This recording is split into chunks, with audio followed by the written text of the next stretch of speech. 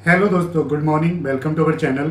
इस वीडियो में हम बात करते हैं ईएसआईसी कॉरपोरेशन की रिसेंटली एक नोटिफिकेशन आई है उन लोगों के लिए जो कंपनीज रजिस्टर्ड हुई हैं ईएसआईसी एक्ट के अंडर थ्रू एमसीए। यानी कि दोस्तों फरवरी 2020 से सभी कंपनीज जो रजिस्टर्ड हो रही है एमसीए के थ्रू, सभी का दोस्तों ईएसआईसी कोड और ईपीएफ कोड भी ऑटोमेटिक जनरेट हो जाता है।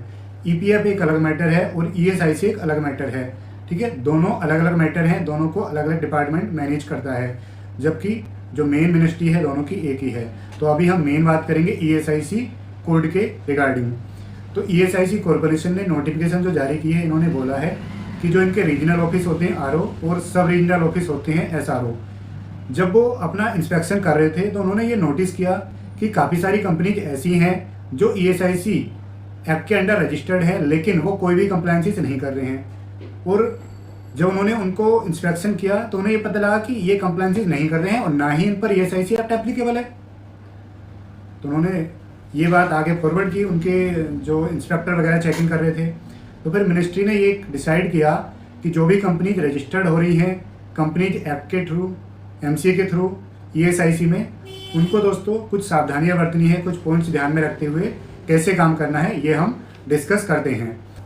हेलो दोस्तों, तो ये है वो notification from ESIC corporation online registration through MCA portal and inspection of units regarding.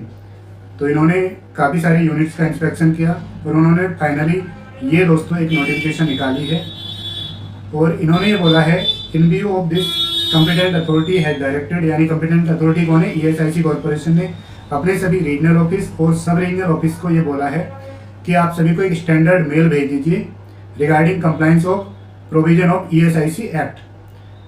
तो इन्होंने अब एक रिलैक्सेशन दे दी है कि जो भी कंपनी ईएसआईसी में रजिस्टर्ड हो रही है एमसीए के थ्रू, वो अगर रजिस्ट्रेशन से 6 मंथ तक ईएसआईसी एक्ट में फॉल कर रही है, यानी कि जो थ्रेशोल्ड लिमिट है उसको अगर टच कर रही है, तो दोस्तों उनको मतलब रजिस्ट्रेशन डेट से 6 मंथ तक, मान लो 1 जनवरी को आपकी कंपनी रजिस्टर्ड हुई और 30 जून तक अगर आप ईएसआईसी एक्ट के अंडर कवर हो गए हैं, यानी थ्रेशोल्ड लिमिट टच हो गई है, तो जिस डेट को टच हुई है उस डेट से आपको कंप्लायंस करने स्टार्ट होंगे। मान लो 30 जून तक की लिमिट थी और आपकी 20 मई को ही वो थ्रेशोल्ड लिमिट कंप्लीट हो गई, तो 20 मई के बाद से आपको कंप्लायंस स्टार्ट करने होंगे। ठीक है, अब कई लोगों का ये भी क्वेश्चन था कि सर ये जो नोटिफिकेशन आई है इससे आगे के 6 मंथ देखने हैं या फिर डेट ऑफ रजिस्ट्रेशन से देखने हैं? तो आपको डेट ऑफ रजिस्ट्रेशन से ही देखने हैं। इन्होंने यहाँ पे लिखा भी है in case company registered through MCA are found not coverable as per statutory provision of the ESIC act, they need not make any compliance for the next 6 month. 6 month तक आपको कोई भी रिटर्न वगैरह फाइल नहीं करनी है ESIC के under. और till they reach the threshold limit, मतलब वो ये रीचेबल, अगर आप पहले कवर हो जाते हैं तो पहले से स्टार्ट करने हैं। अगर 6 महीने तक आप कवर नहीं होते हैं तो आपको 6 महीने के बाद क्या करना है, ये बहुत इंपॉर्टेंट है। अगर दोस्तों 6 महीने तक आप ईएसआईसी एक्ट के अंदर कवर नहीं होते हैं, ठीक है, तो आपको क्या करना है, अपनी आईडी लॉगिन कर लेनी है और अपने पीरियड को फिर से एक्सटेंड कर देना है, यानी कि उसको डोरमेंट मोड में कर देना है। जैसे हम कंपनी को डोरमेंट कर देते हैं ना, अगर हमारा बिजनेस ऑपरेशन स्टार्ट नहीं होता है, तो वैसे ही हमें ईएसआईसी रजिस्ट्रेशन को भी डोरमेंट कर देना है।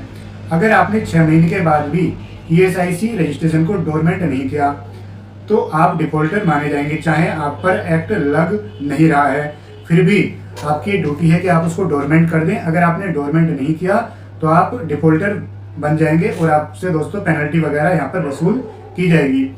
ये किस लिए किया है? ये दोस्तों इसलिए किया है ईएसआईसी कॉरपोरेशन ने क्योंकि काफ़ी सारी यूनिट्स एमसीए के थ्रू रजिस्टर्ड है जिन पर एप्लीकेबल भी नहीं है, और काफ़ी सारी यूनिट्स ऐसे हैं जो एमसीए के थ्रू रजिस्टर्ड नहीं है और एमसीए के थ्रू रजिस्टर्ड भी हैं जिन पर एप्लीकेबल है और वो भी फाइल नहीं कर रहे हैं। लेकिन वो किसकी आड़ में बच रहे हैं कि सर हम पे तो एप्लीकेबल नहीं है सर, इसलिए हम नहीं फाइल कर रहे। तो इनको काफ़ी प्रॉब्लम हो रही है इस जो रीजनल ऑफिस और सब रीजनल ऑफिस हैं ये ईएसआईसी के।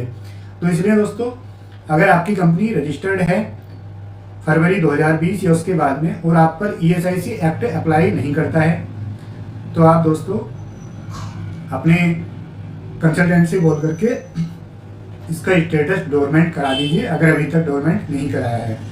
अगर आप रिटर्न फाइल करा रहे हैं तो रिटर्न फाइल अपनी कंटिन्यू कर सकते हैं।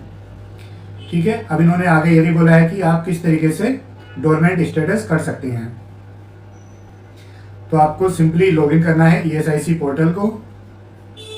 स्टार्टिंग में जब आप फर्स्ट टाइम लॉगिन करेंगे रजिस्ट्रेशन के बाद ही, तो यहाँ पे फ्रॉम डेट से आप पहले 6 मंथ का टाइम डाल सकते हैं, और सेकेंड टाइम अगर आप 6 मंथ में कवरेबल नहीं होती है ESIC आपके अंडर, तो आप फिर से इस टाइम को एक्सटेंड कर सकते हैं। और फिर से दोस्तों यहाँ पर आप डाल सकते हैं, मान लो आपको लग रहा है कि 2 साल तक या 3 साल तक या 5 साल का टाइम यहाँ पे डाल सकते हैं। तो अभी इनके जो पोर्टल पर और अपडेट कर दिया गया है, तो डोरमेंट का डायरेक्ट ऑप्शन भी यहाँ पर आ जाएगा। अगर फर्स्ट 6 मंथ में आप कवर नहीं होते हैं, तो उसके बाद अगर आप लॉगिन करेंगे अबाउट टू 6 मंथ जब आपके कंप्लीट हो रहे होंगे, तब आप लॉगिन करेंगे तो उसमें डोरमेंट का आपको एक टैब दिखेगा, आप वहाँ से अपनी कंपनी का स्टेटस डोरमेंट कर सकते हैं।